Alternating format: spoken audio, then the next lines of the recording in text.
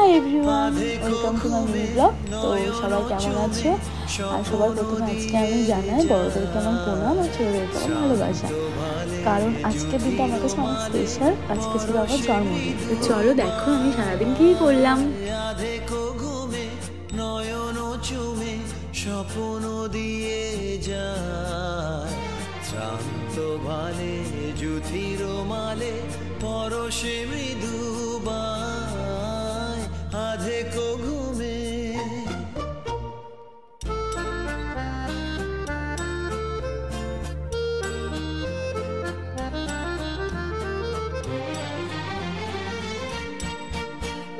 বনেরও ছায়া মনেরও সাথী, বাসনা নাহি কিছু, পথের ধারে আসন পাতি না চাহি ফিরে পিছু।